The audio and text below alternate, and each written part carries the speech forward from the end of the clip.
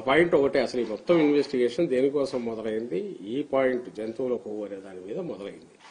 Supreme court కూడా serious గా దాని మీదనే మూవ్ అయింది. ఇప్పుడు అందులో వచ్చిన మిగిలిన అంశాలకే చూద్దాం. ఉదాహరణకు ఆయన బోలేబాబా అంటున్నాడు. ఎవరి బోలేబాబా? చంద్రబాబు నాయుడు గారి హయాంలో హర్ష్ డైరీ అనే పేరుతో ఉన్నదే పేరు మార్చి బోలేబాబా అయింది. దానికి ఫ్యాక్టరీ ఇన్స్పెక్షన్ కు ఆయన హయాంలోనే 18లోనే ఇప్పుడు 2018లో వెళ్లారు. ఆయన హయాంలో టీటీడీలో అప్పుడున్న వాళ్లే సర్టిఫికేట్ ఇచ్చారు. దానికి ఎంతో 1,80,000 లీటర్ల ప్రొక్యూర్మెంట్ ఉందనో ఇంకో సంథింగ్ అలాంటిది ఏదో ఇచ్చారు. ఎలిజిబిలిటీ ఇచ్చిన తర్వాత వాళ్ళకి సప్లై ఆర్డర్ ఇచ్చారు. సప్లై ఆర్డర్ను వాళ్ళు ఎగ్జిక్యూటివ్ గా చేశారు. వాళ్లను తరువాత ఎప్పుడైతే అది బోలేబాబా మా హయాంలో దానికి సంబంధించి ఇది ఆ రోజు ఉన్నదే మా హయాంలో వచ్చింది, రిజెక్ట్ అయింది. ఇప్పుడు ఆరోపణ వేరే కంపెనీల ద్వారా వచ్చారనేది. సరే, వేరే కంపెనీల ద్వారా వచ్చి నువ్వు ఏ శాంపుల్స్ బట్టి చెప్తున్నావు? మళ్లీ చంద్రబాబు నాయుడు గవర్నమెంట్ వచ్చిన శాంపుల్స్ నుంచే తీసుకున్నారు.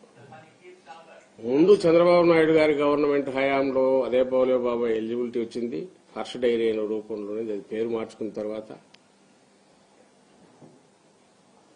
2019 సెప్టెంబర్లో ఎప్పుడు మా హయాం మాది మొదలయ్యాక దాన్ని రిజెక్ట్ చేశారు.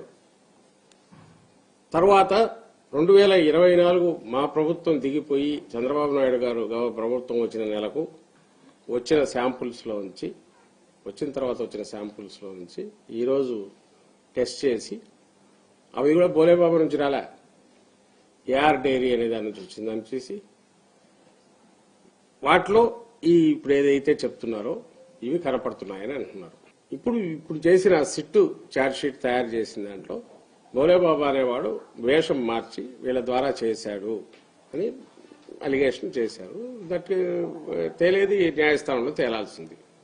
పాయింట్ ఈజ్ ఎక్కడ గానీ ఇక్కడ ప్రభుత్వం గానీ, ప్రభుత్వం తరఫున ఉన్న గానీ, టీటీడీ బోర్డు గానీ, టీటీడీ బోర్డు సభ్యులు గానీ, టీటీడీ బోర్డు చైర్మన్ గానీ వీళ్ళందరూ దీంట్లో ఎక్కడో ఉన్నారనేది అయితే ఎక్కడ దాంట్లో లేదు. అలాంటి ఆరోపణ గాని, ప్రస్తావన గాని, వాళ్ళ దగ్గరికి వచ్చి వాళ్ళు ఇగ్నోర్ చేశారు లేదా చేయాలని వాళ్ళు ప్రస్తావించారనే ఆధారాలు, వాటికి సంబంధించిన ఆధారాలు ఏమీ లేవు.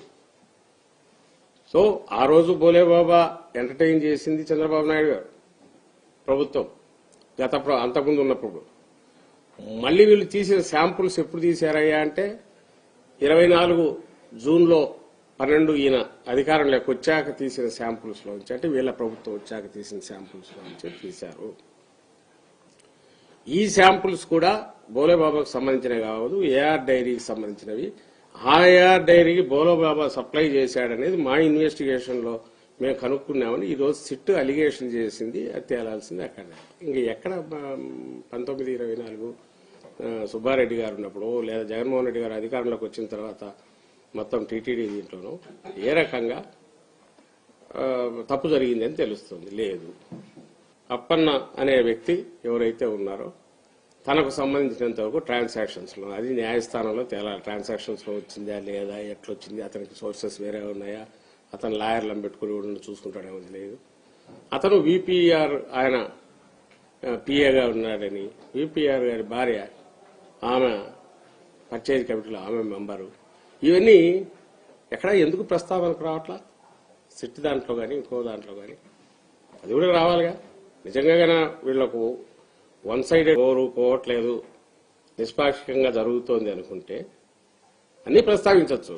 ఎస్వీపీఆర్ గారు పార్టీలో ఉన్నారనొచ్చు, ఆయన భార్య గారు ఆమె అప్పుడట్లో టీటీడీ సుబ్బారెడ్డి పిఏని వీళ్ళు అనడం ద్వారా ఏమి చేయాలనుకుంటున్నారంటే మళ్లీ ఇంకా ఫర్దర్ ఇంకో నీచమైన రాజకీయం లేక ఎక్కడికి తీసుకెళ్లాలనుకుంటున్నారు అనేది అర్థమవుతుంది.